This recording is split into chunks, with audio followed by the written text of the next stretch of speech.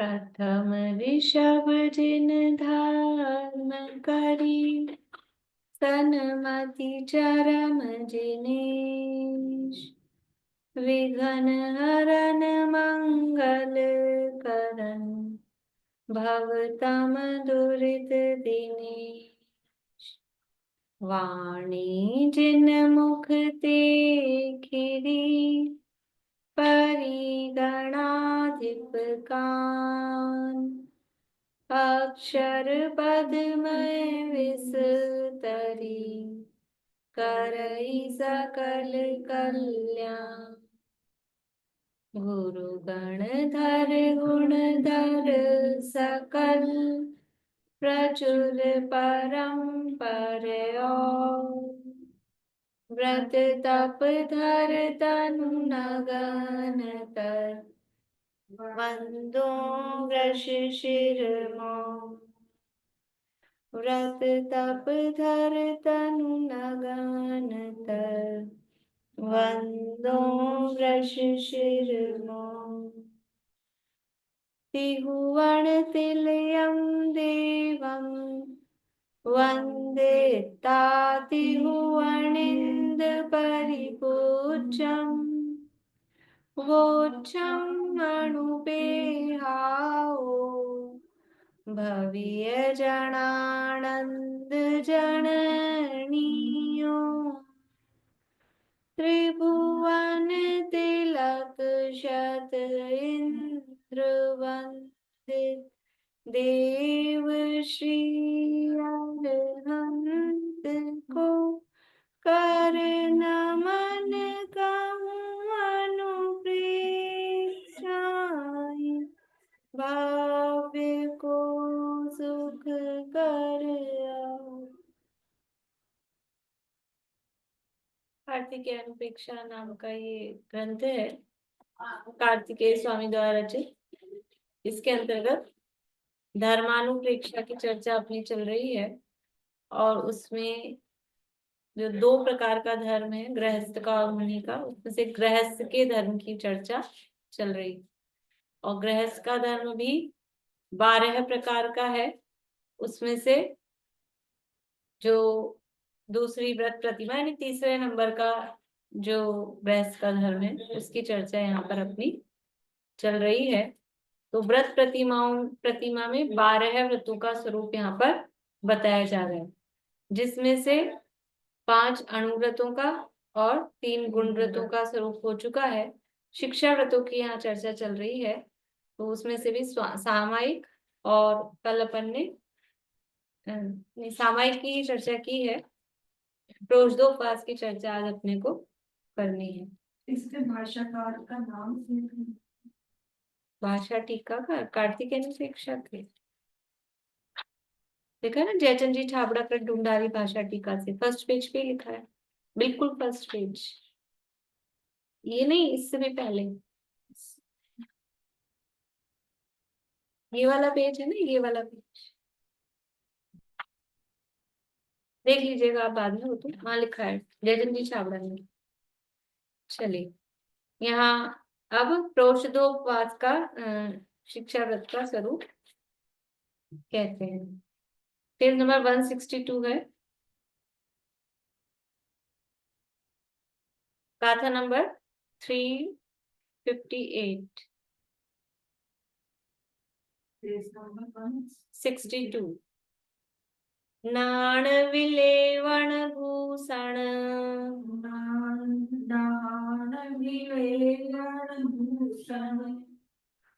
इत्थि संसर्ग गंध धूप दीवादी।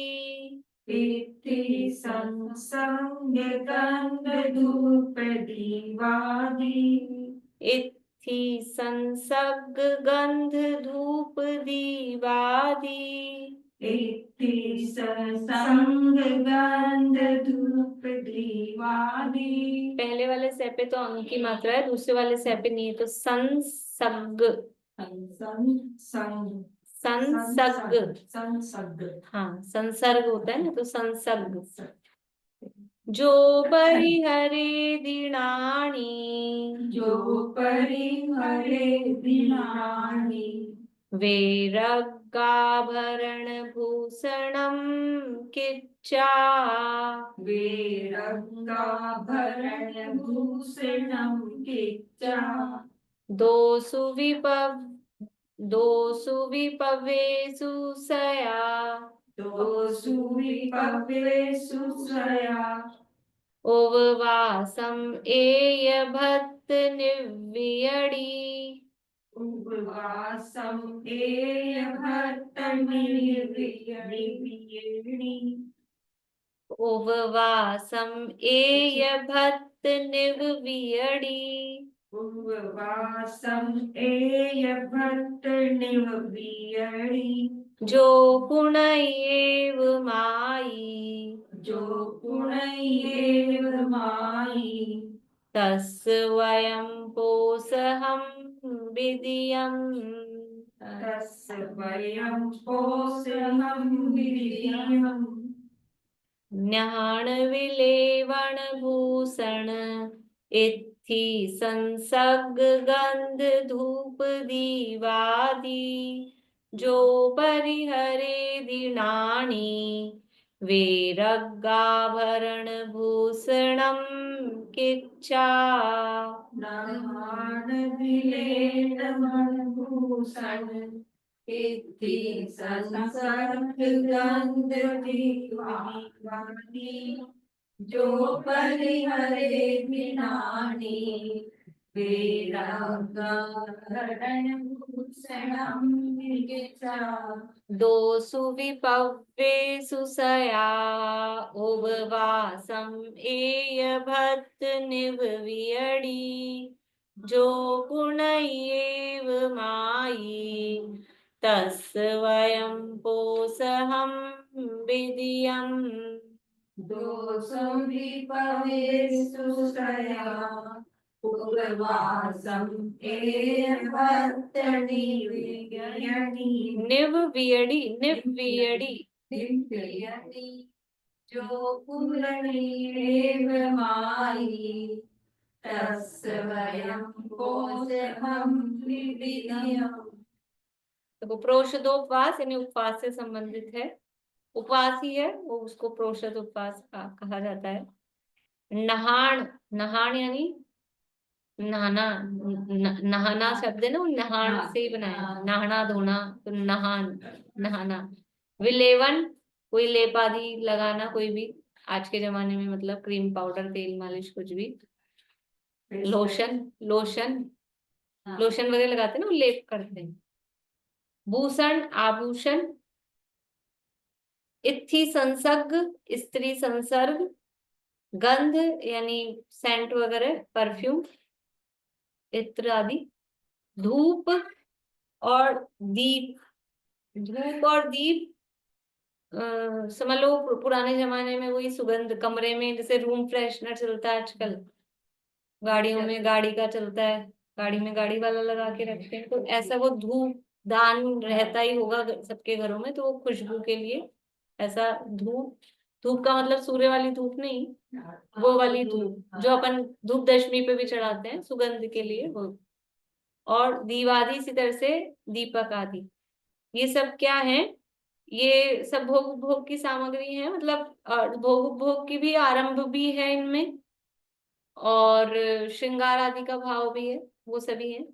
जो परिहरेदि नानी, जो ज्ञानी, नानी यानी ज्ञानी, इनका परिहार करता है, मतलब इनको छोड़ता है, इनका त्याग करता है। वेरग आभरण भूषणम किच्चा, वेरग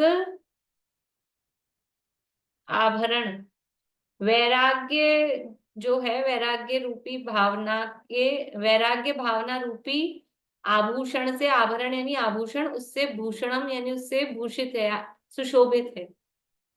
वैराग्य भावना यानी वैराग्य से जो सुशोभित है, सीधा सा अर्थ तो ये है। तो वैराग्य से रूपी आभूषण से जिसने अपने को सुशोभित किया है, या जो उससे सुशोभित है। किच्चा यानी अपने को करके, उससे अपने आप को सुशोभित करके, मतलब बाहर के आभूषण का तो त्याग करा, ऊपर दिया था ना भूषणम, तो बाहर के आभूषण का त्याग करो और कौन सा आभूषण पहनो, वैराग्य भावना रूपी आभूषण से जिसने अपने आप को श्रृंगारित किया है। वही गंध है, वही समझ लो धूप दीप लोशन वोशन सब वही है, वैराग्य भावना।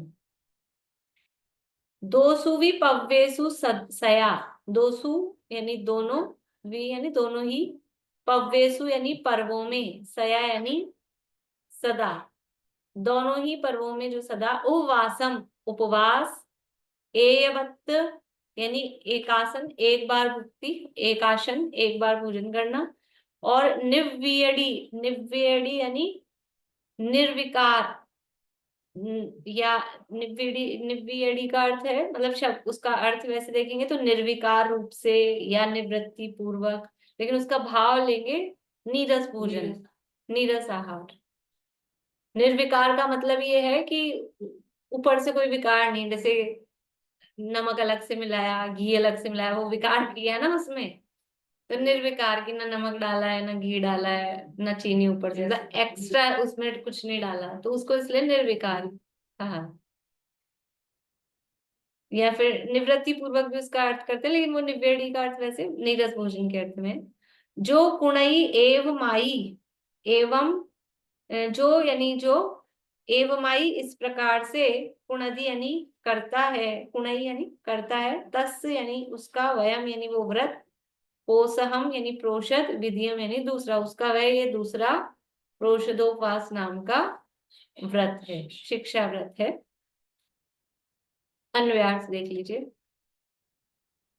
जो ज्ञानी श्रावक एक पक्ष में दो पर्व अष्टमी चतुर्दशी के दिन, जो कहा था दोसु भी पव्वेसु, तो दो पर्व 15 दिन में आते नहीं, एक जो पक्ष है कृष्ण पक्ष में दो पक्ष, अष्टमी एक और एक चतुर्दशी, और पूरे महीने में कहते हैं तो कहीं और जगह पे वहां 4 पर्व महीने के मिलाएंगे, तो 2 अष्टमी और 2 चतुर्दशी, दोनों का मिक्स कर दिया। हाँ अर्थ दोनों का, हाँ इसीलिए दोनों गाथाओं को साथ दिया है कि अर्थ दोनों का एक साथ आएगा। जो ज्ञानी श्रावक एक पक्ष में दो पर्व अष्टमी चतुर्दशी के दिन स्नान विलेपन आभूषण स्त्री का संसर्ग धूप दीप आदि भोग वस्तुओं को छोड़ता है और वैराग्य भावना के आभरण से आत्मा को शोभायमान कर उपवास एक वक्त नीरस आहार करता है तथा आदि शब्द से कांजी करता है, ब्रैकेट में लिखा है केवल भात और जल ही ग्रहण करता है, उसके प्रोषधोपवास व्रत नामक शिक्षा व्रत होता है। देखो जितने भी, जब भी उपवास की चर्चा शास्त्रों में जहां जहां भी मिलेगी, वहां श्रृंगार के त्याग की बात होगी ही होगी। मतलब कहीं भी उपवास अपने शास्त्रों में स्पेशली, अन्य मतों की बात नहीं कर रही, लेकिन अगर उपवास की बात है तो अकेला भोजन के त्याग की बात नहीं है, वो तो अपने कई कषाय और विषय, तो विषय शब्द में अपने को उतना भाव भाषण नहीं होता जितना यहाँ एक एक शब्द खोल के कहा है ना, नहाने का, आभूषण का, विलेपन का, इन सब का। तो वरना दुनिया में क्या चलता है, मतलब अपने जैनों में ही बता रही हूँ कि 10 लक्षण में तेला किया है कि एक दिन का भी, एक दिन के जो ये उपवास करती है ना, दुख दशमी नहीं, दुख दशमी भी और सुहाग दशमी, उस दिन कितना श्रृंगार करके आती हैं। क्योंकि सुहाग दशमी वाला तो भाई सब अज्ञानियों को, जो जिनको अकल है नहीं, उनको सासू जी ने कह दिया ये व्रत करो, तो वो करती हैं कि, और वो कराती हैं, फिर मेहंदी मंडा देंगी, और मेहंदी मेहंदी तो है ही, लिपस्टिक सब चीजें चलती है, मतलब जो इतनी हिंसक चीजें हैं। एक बात बोलूं बीच में, ऐसे क्या है, मैं ये सब कुछ चीजें नहीं जानती थी, मेरे को भी कहा था कि ये उपवास करो, मैंने कहा इससे क्या होगा कि पति की उम्र लंबी होगी, मैं कुछ भी नहीं जानती थी ये चीजें, तो मैंने कहा मेरे उपवास करने से एक की उम्र कैसे लंबी होगी। मतलब ये कुछ नहीं जानती थी मैं तथ्यात्मक, लेकिन केवल एक लॉजिक से, तो ग्रहित मिथ्यात्व ना, स्पष्ट रूप से वो करवा चौथ करते हैं तो आपने ये चला दिया भाई करवा चौथ मत करो तो ये करो, पर ये स्पष्ट रूप से ग्रहित मिथ्यात्व है, मान्यता ही गलत है कि हम उपवास हम करेंगे उम्र उनकी लंबी हो जाएगी। ये कौन सा तरीका हुआ ऐसा? इसमें दीप और धूप को भी क्यों निषेध किया है? धूप तो बताया ना, वो गंध के लिए, यानी घ्राणेंद्रिय का विषय हो गया। और दीप है वो आरंभ का काम है, तो समझ लो लाइट वगैरह जलाना, बिजली पंखा, उपवास के दिन वो आरंभ का काम नहीं करना, इसलिए वो दीप वर्ड दे दिया है। तो मतलब ये जो लोग उपवास करते हैं वो शास्त्र खोल के पढ़ते ही नहीं है कि उपवास की क्या विधि है, कैसे होना चाहिए, किस तरीके से करना चाहिए। बस दुनिया में देखा देखी ये कर रहा है तो अपन कर ले, उपवास का मतलब भूखे रहना बस, क्यों करना? इसके अलावा कुछ नहीं। और ज्यादा से ज्यादा तो सुबह आके, वो भी 10 लक्षण के दिनों में, भादवे के दिनों में, तो सुगंध दशमी का है तो उस दिन आके कौन सी पूजा करनी है, नहीं, कथा पढ़ते हैं। कथा और पढ़ते हैं। हाँ, तो उसका भाव मतलब कितनी अज्ञानता है ना, मतलब जैन समाज में भी। वो मैं बता रही हूँ कि भले ही अ, इतने भगत होंगे, महाराज आ जाएंगे तो पूरा पंडाल भरा रहेगा, हजारों की संख्या में लोग होंगे, लेकिन उन्हीं लोगों में आप देखो तो यही करते हुए आएंगे उपवास के टाइम पे। जबकि वो संयम का दिन होता है। हाँ, सुगंध दशमी वाला तो उत्तम संयम का दिन है ही, और वैसे भी हाँ। उपवास ही अपने आप में संयम का दिन है। और एक भी शास्त्र ऐसा बता दो जहां पर ये नहीं लिखी हो ये बातें, जितने भी शास्त्रों में ये वर्णन होगा वहां ये बात लिखी होगी कि शरीर के श्रृंगार का त्याग उपवास के दिन, नहाने तक के त्याग के लिए बोल रहे हैं, तो फिर और चीजें कहाँ कहें? तो ये जो पंचम पूर्ण स्नान करते हैं, दूसरी प्रतिमा धारी होता है, वो 4 पर्व के दिनों में स्नान नहीं करते? हाँ, नहीं करते हूँ। और और अगर अभिषेक करते होंगे तब तो करते होंगे स्नान। हाँ, तो वो स्नान वाली चीज ऐसी है कि मतलब वो नियम रूप नहीं है, कदाचित करें तो एक आध मग्गे से अल्प उसमें कर लें। यहाँ स्नान के त्याग की भी आरंभ के त्याग के हिसाब से कहा गया है, तो इसलिए वो स्नान के त्याग की बात कही गई है। कहीं किसी को ऐसे अशुद्धता और वो लगती है और अभिषेक करना है तो करना ही पड़ेगा, नहीं तो अभिषेक नहीं करेंगे, वही बात है। देखिए श्लोक और पद्यानुवाद पढ़ लेते हैं एक बार अपन, फिर भावार्थ पढ़ते हैं। नाण विलेवण भूषण इत्थि संसर्ग गंध धूप दीवादि, जो परिहरे दिनानि वैरागाभरण भूषणं किच्चा, दोषु विभवेषु सया उपवासम एय भक्त निववियडी, जो पुण्येव माई तस् वयं पोषहं विधियम्। स्नान लेपन आभरण दीपादि नारी संग को परित्यजे, जो ज्ञानी धरे वैराग्य आभूषण हो। पक्ष के 2 पर्व में उपवास एकासन करे, आहार नीरस ग्रहे शिक्षा, व्रत वही दूजा करे। देखिए स्नान लेपन आभरण और इन सब का त्याग तो कहा ही है, और वैराग्य आभूषण के त्याग की बात की। और जो 3 चीजें यहाँ कही है, उपवासम एय भत्तम और निव्येड़ी, तो ये उपवास के दिन उपवास करेगा कि एकासन करेगा, कि ये नीरस आहार करेगा? उपवास के दिन नीरस आहार ग्रहण कर रहा है तो उपवास कैसा? उपवास के 1 दिन पहले, क्योंकि प्रोष तो उपवास है ना, और ये एकासन वालों के लिए कही होगी। वो ये भी ऐसा ही कह रहे हैं, यहाँ पे भी आगे पीछे के दिन, लेकिन ऐसा नहीं है।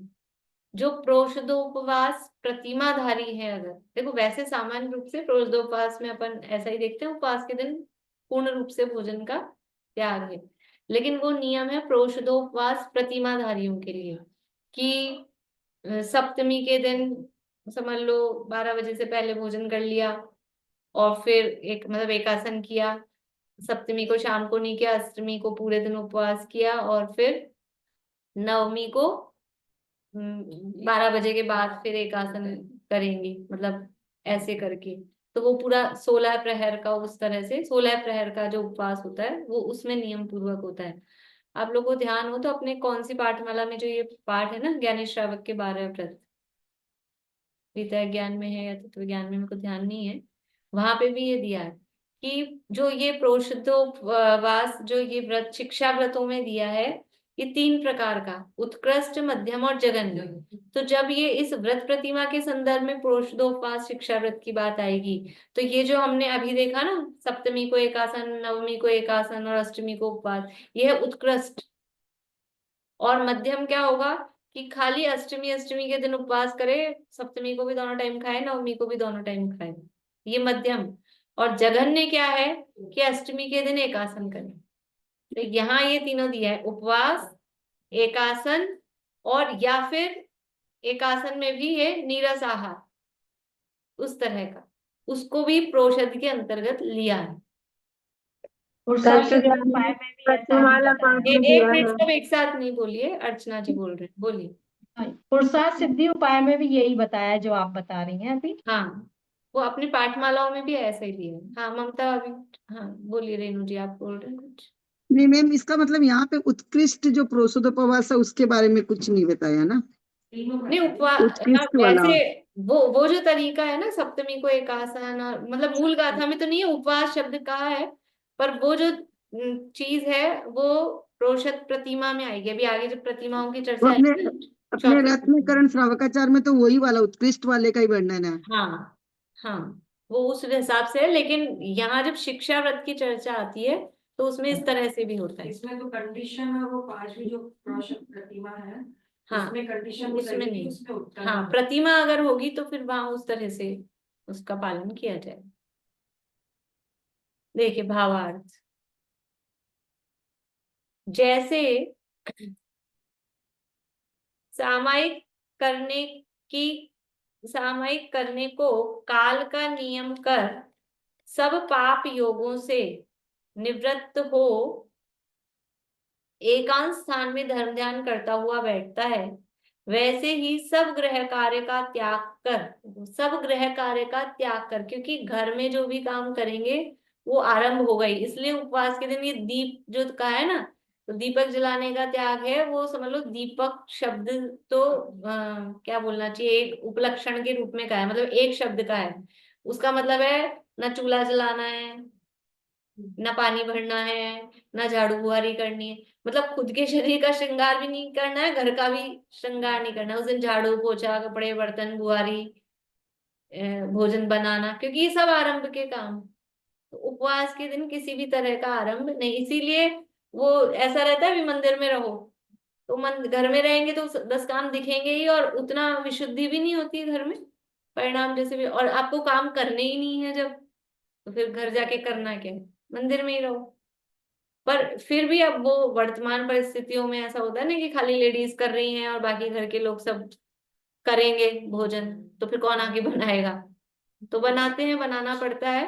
पर तरीका तो ये है, तरीका तो ये है, फिर बाकी जिससे जैसा होता है उस तरीके से करे, वही ये सब का त्याग पूर्वक ही वो वास्तव में उपवास होता है। आरंभ का भी त्याग, परिग्रह में भी बस जो वस्त्र आदि हैं शरीर पे, ठीक है, उसके अलावा इसलिए आभूषण आदि इनका भी वो भी नहीं है ना, मतलब उपवास के दिन इस तरह का नियम रहना चाहिए कि ये जो शरीर पर है, मान लो एक आध दो जो पहन रखे हैं, बस उनको छोड़ के समस्त एक आध अपने कपड़ों को छोड़ के वो सब परिग्रह का भी त्याग, उस तरह से जैसे यहाँ का ना, जैसे सामायिक में काल का नियम किया, क्षेत्र का नियम किया, सामग्री का, वस्त्र आदि का नियम किया, वैसे ही उपवास के दिन भी इस तरह का नियम, क्षेत्र का भी, काल का भी, कि कब से कब तक का मेरा उपवास है, मतलब आहार कब ग्रहण करना है, और इसी तरह से और भी परिग्रह का नियम करना चाहिए।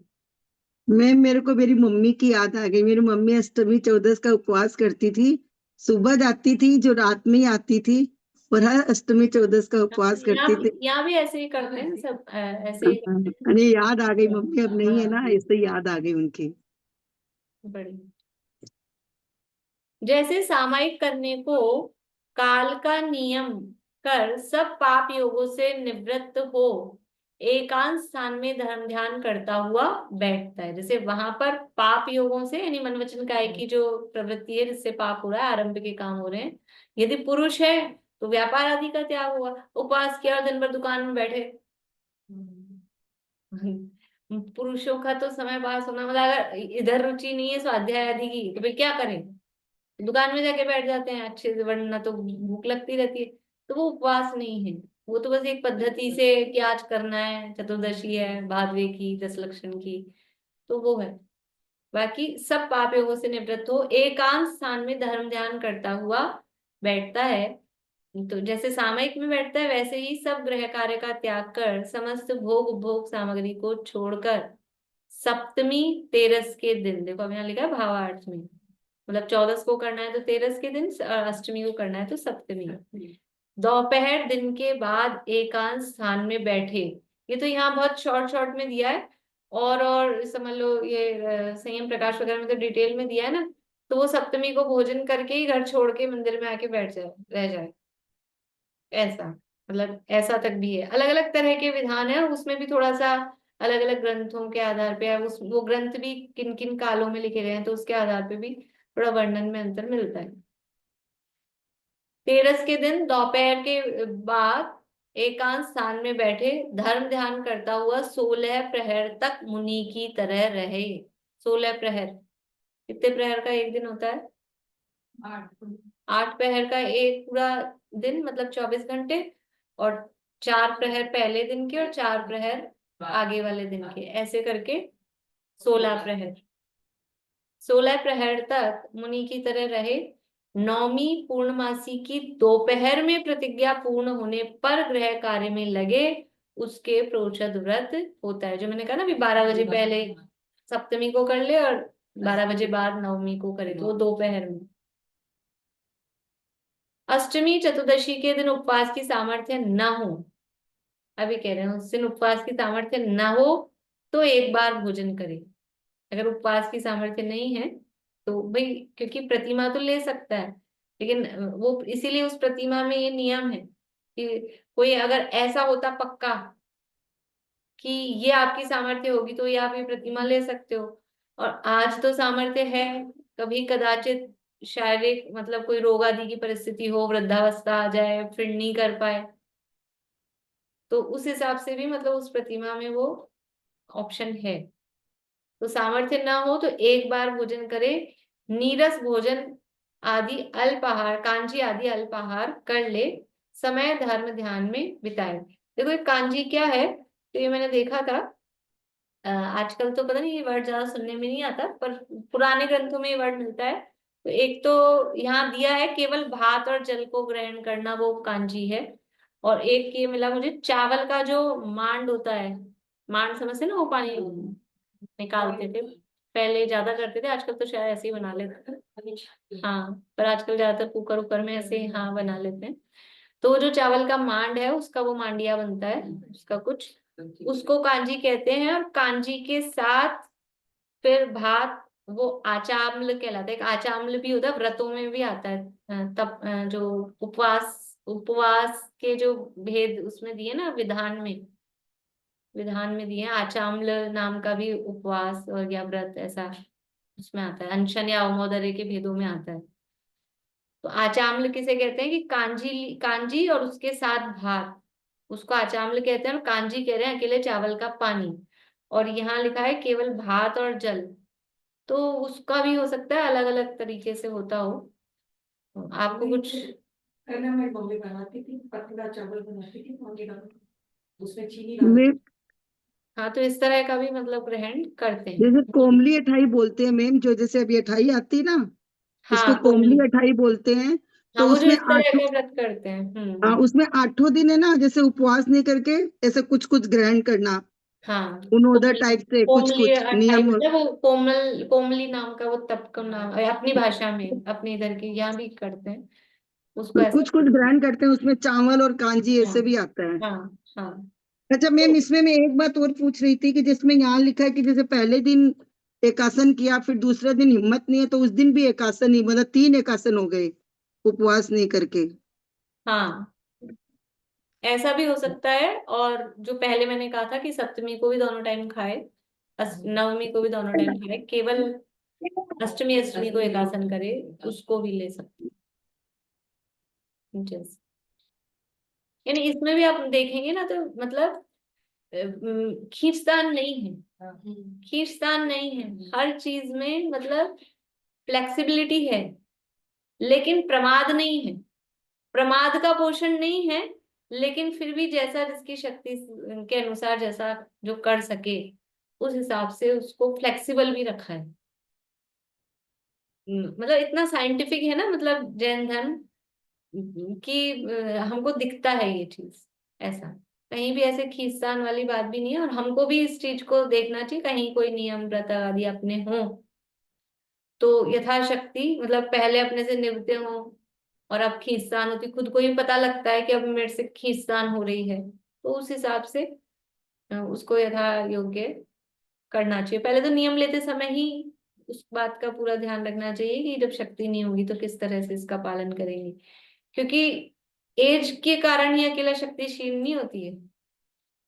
आजकल तो जब छोटी छोटी उम्र में मृत्यु ही हो रही है, तो छोटी छोटी उम्र में ऐसी किस तरह की बीमारियां और उसके कारण वैसे ही शक्तिशील है, तो वो सब देख के नियम लेना चाहिए। इस तरह से फिर वो समय धर्म ध्यान में बिताए और 16 प्रहर तक, ये इसमें लिखा, ये पढ़ा नहीं है उपनिषद में, नहीं रहेगा नीचे का। अष्टमी चतुर्दशी के दिन उपवास की सामर्थ्य न हो तो एक बार भोजन करे, नीरस भोजन कांजी आदि अल्पाहार कर ले, समय धर्म ध्यान में बिताए। 16 प्रहर आगे प्रोषित प्रतिमा में कहेंगे वैसे ही करे।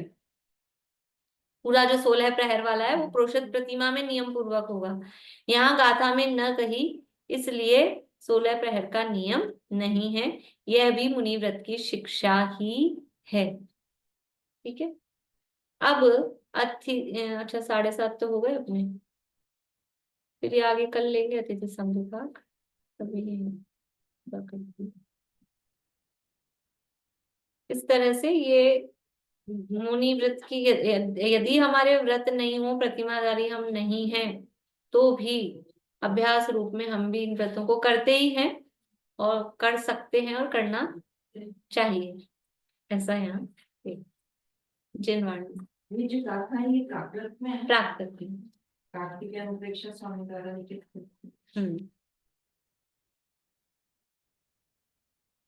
रत्न मुक्ति का मार्ग है अद्भुत, चैतन्य रत्नाकर अद्भुत से अद्भुत, होवे निमग्न अहो सर्व प्राणी, वीतरागी शासन जयवंत वरदे, जयवंत वरते सर्वज्ञ देव, जयवंत वरते निर्ग्रंथ गुरुवर, जयवंत वरते श्री जिन वाणी, जिन धर्म जिन तीर्थ, जयवंत वरते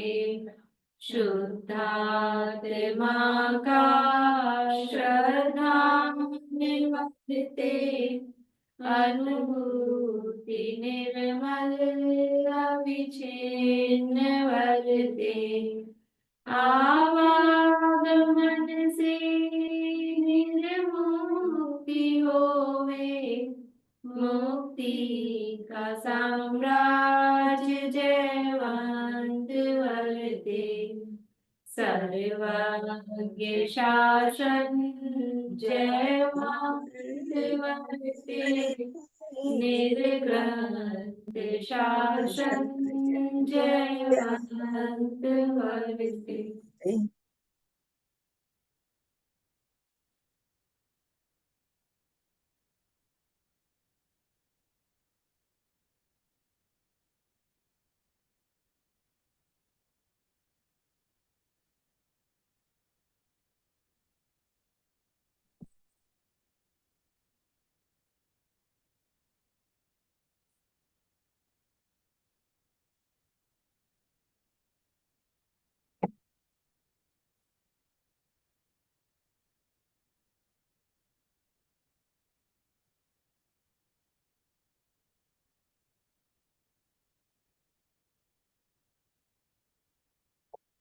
जय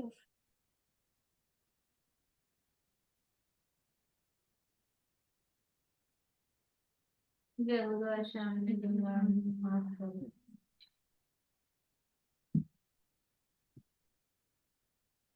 समाधि संस्कार भी करेंगे।